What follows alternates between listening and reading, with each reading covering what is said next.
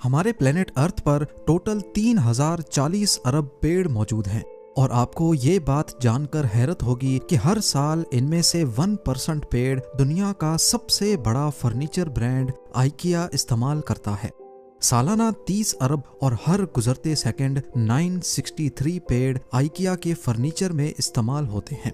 पर किसको यकीन आएगा कि आइकिया की $1 बिलियन बिजनेस एम्पायर असल में माचिस के सिर्फ चंद डब्बों से शुरू हुई थी। वो बच्चा जिसे चीजों के नाम तक याद नहीं रहते थे, उसकी यही कमजोरी उसकी ताकत कैसे बनी। ज़ेम की वीडियोस में एक बार फिर से खुशामदीद। नाजरीन, इस बच्चे का नाम इंगवार कैम्पराड था, जिसने अपना सबसे पहला बिजनेस सिर्फ 6 साल की उम्र में किया था। उसकी फैमिली ने देखा कि ये बच्चा दूसरों से काफी डिफरेंट है और इसमें बिजनेस करने की सलाहियत मौजूद है। उसकी दादी ने उसको 88 स्वीडिश सेंट्स दिए, जिससे इंगवार ने 100 माचिस खरीदे। उसको इनकरेज करने के लिए उसका सबसे पहला कस्टमर भी उसकी दादी थी, जिन्होंने 3 सेंट्स में इंगवार से एक माचिस खरीदा। आस पड़ोस में लोगों ने भी उससे माचिस खरीदे और ऐसे उसकी पहली इन्वेस्टमेंट 3 टाइम्स बढ़कर 3 स्वीडिश करोना हो गई।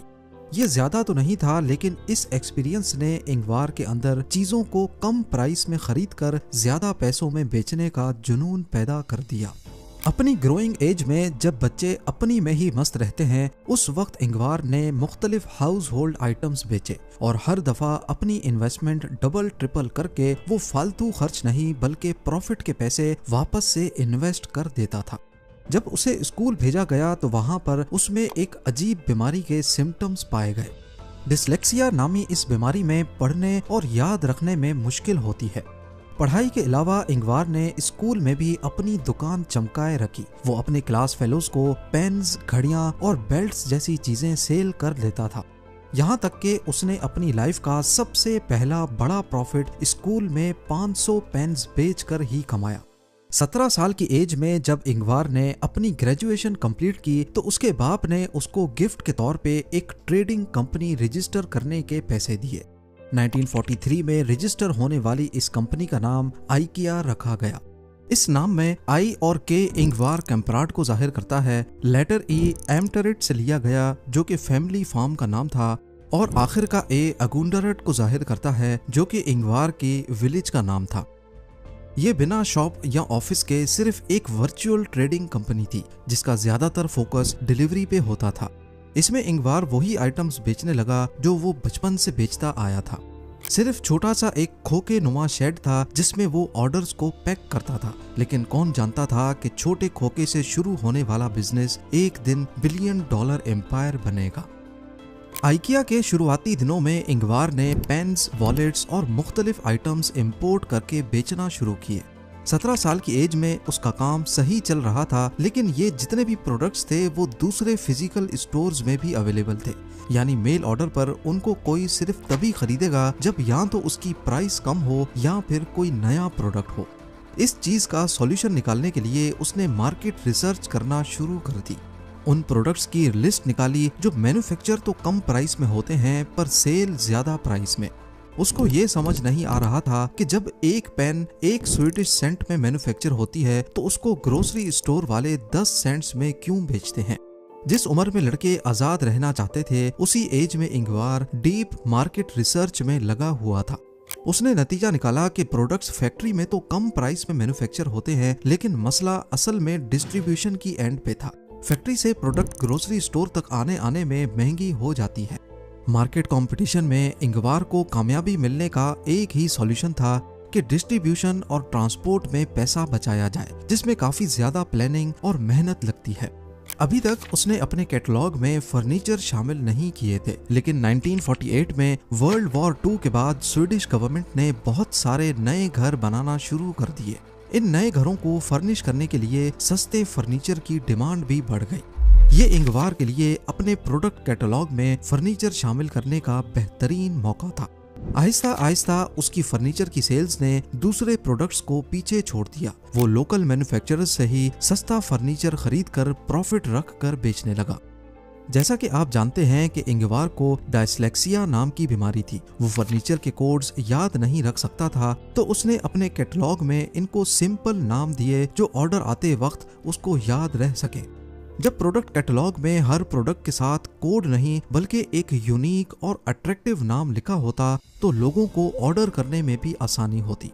ये छोटी सी चीज आइकिया की सेल्स को बूस्ट करने में काफी फायदेमंद रही।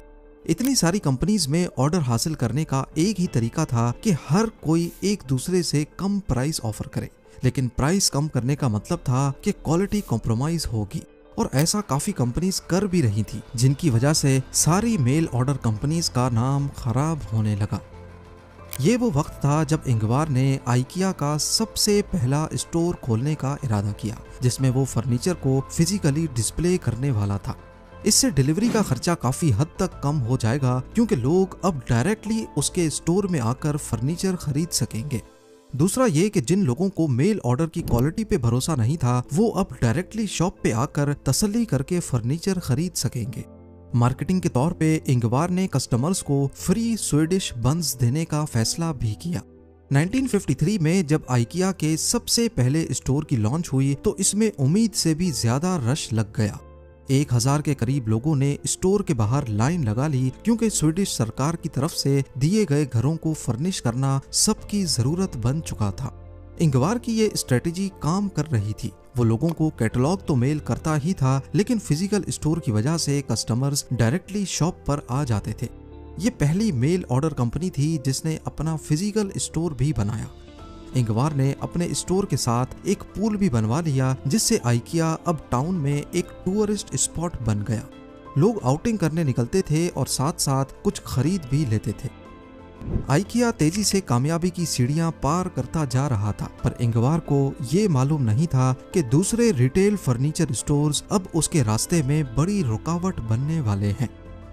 1950s में आइकिया बहुत तेजी से बढ़ रहा था और ये बात स्वीडिश फर्नीचर डीलर्स को हजम नहीं हो रही थी। उसके मुखालिफ अभी तक पुराने मेल ऑर्डर मॉडल का इस्तेमाल कर रहे थे, इसलिए वो आइकिया के सस्ते दामों का मुकाबला नहीं कर सकते थे। फर्नीचर डीलर्स ने आइकिया को रोकने के लिए हर मुमकिन कोशिश की। पहले ट्रेड फेयर्स में आइकिया को बेचने पर पाबंदी लगवाई, क्योंकि जब भी कोई फेयर होता तो वहां आइकिया के स्टॉल पे सबसे ज्यादा रश होता। और ऐसा इसी वजह से हो रहा था क्योंकि बाकी स्टॉल्स सिर्फ कैटलॉग लेके बैठते थे, वहीं आइकिया के स्टॉल पर रियल फर्नीचर भी देखा जा सकता था। फिर डीलर्स ने कैटलॉग में लिखी प्राइस पर भी पाबंदी लगवा दी, क्योंकि इनमें सबसे कम प्राइस आइकिया की होती। इस बार आइकिया ने अपना खुद का ट्रेड फेयर लगा लिया, जिसमें उसको रोकने वाला कोई नहीं था। इसके जवाब में डीलर्स ने आइकिया के सप्लायर्स को धमकी दी कि अगर उन्होंने आइकिया को फर्नीचर बेचा तो वो उनसे खरीदना बंद कर देंगे। सप्लायर्स ने डर के मारे आइकिया को सप्लाई करना बंद कर दिया। ये इंगवार पर होने वाला डायरेक्ट हमला था, जिसने आइकिया की सेल्स को भी काफी अफेक्ट किया। लेकिन फिर इंगवार ने एक ऐसा तरीका निकाला कि सप्लायर्स आइकिया को फर्नीचर सप्लाई करने पर मजबूर हो गए। जहां दूसरे रिटेलर्स सप्लायर्स को 3 महीने में पेमेंट करते थे, आइकिया ने अनाउंस किया कि वो सिर्फ 10 दिनों में पेमेंट करेगा। इससे सप्लायर्स ने चुप चुप कर आइकिया को रात के अंधेरे में सप्लाई करना शुरू कर दिया। इसी बीच आइकिया ने अपने खुद के डिजाइन्स भी बनवाए और पोलैंड से वुडन चेयर्स भी बनवाई, जो कि दूसरे रिटेलर्स के वहमो गुमान में भी नहीं था। इस तरह बाइकॉट ने आइकिया को कमजोर करने के बजाय मजीद मजबूत बनाया और वो अपने मुखालिफों के हर वार से बच निकला। एक दिन आइकिया के एक एम्प्लॉय ने नोट किया कि एक कस्टमर अपनी कार में टेबल को फिट करने की कोशिश कर रहा है, लेकिन टेबल फिट नहीं आ रही। उसने मशवरा दिया कि क्यों ना टेबल के पांव उतार दिए जाएं। इस आइडिया ने तो जैसे आइकिया का फ्यूचर ही बदल दिया। टेबल के पांव आसानी से उतार कर वापस लगाए जा सकते थे और इंगवार ने फौरन इस आइडिया को अपने बिजनेस की बैकबोन बना दिया। फ्लैट पैक फर्नीचर बनाने से आइकिया का फर्नीचर ज्यादा कॉम्पैक्ट हो गया, जिसे स्टोर और ट्रांसपोर्ट करना सस्ता और आसान हो गया। डैमेज का खतरा भी कम हो गया और कस्टमर्स अपना फर्नीचर सेम डे घर ले जा सकते थे। इससे आइकिया को कॉस्ट कट करने और जल्दी डिलीवरी का फायदा मिला। कस्टमर्स खुद अपना फर्नीचर असेंबल करते थे और उनकी अपने फर्नीचर के साथ ज्यादा इमोशनल अटैचमेंट होती थी। ये नया तरीका इतना वायरल हुआ कि लोगों ने इसको आइकिया इफेक्ट कहना शुरू कर दिया। फर्नीचर इंडस्ट्री में डिसअसेंबल्ड फर्नीचर का कॉन्सेप्ट पहली बार आइकिया ने ही मुतारिफ करवाया, जिसे आज पूरी दुनिया में इस्तेमाल किया जाता है। मैन्युफैक्चरिंग करते वक्त फर्नीचर में ऐसी प्रॉपर्टीज रखी जाती हैं जिससे वो डिसअसेंबल होकर कम खर्च में डिलीवर हो सकें। आइकिया के पहले स्टोर की कामयाबी के बाद इंगवार ने एक नया और बड़ा स्टोर खोलने का फैसला किया, जो स्वीडन के कैपिटल स्टॉकहोम के बाहर एक सस्ती जगह पर था। ये स्टोर 8 फुटबॉल फील्ड्स जितना बड़ा और 3 मंजिलों पर मुश्तमिल था। इंगवार ने कस्टमर्स की साइकोलॉजी को समझकर स्टोर का लेआउट बनाया। स्टोर में एक ही एंट्रेंस और एग्जिट रखी गई। कस्टमर्स एक रास्ते पर चलकर पूरे स्टोर को देखते थे, जिससे कोई भी चीज उनकी आंखों से मिस नहीं होती थी और वो ऐसी चीजें भी खरीद लेते जो प्लान में नहीं होती थी। आइकिया का लेआउट ऐसा बनाया गया कि कस्टमर्स ज्यादा वक्त अंदर गुजारते, पर मसला ये था कि दोपहर के वक्त स्टोर खाली हो जाता था। इंगवार ने नोटिस किया कि ऐसा इस वजह से हो रहा है क्योंकि लोग लंच ब्रेक के लिए निकलते हैं फिर वापस नहीं आते। लिहाजा इंगवार ने आइकिया स्टोर के अंदर ही एक रेस्टोरेंट भी खोल लिया। इंगवार की सोच बिल्कुल सही साबित हुई। रेस्टोरेंट खोलने के बाद कस्टमर्स देर तक स्टोर में ही रहते और भूख लगने की सूरत में वहीं से खाना खा लेते। इंगवार के पास अब एक ऐसा बिजनेस मॉडल था जिसकी बस सिर्फ कॉपीज बनानी थी। 1965 में एक नया स्टोर खोला जिसमें पहले दिन 18,000 लोग गए। 1973 तक आइकिया बहुत सक्सेसफुल हो चुका था।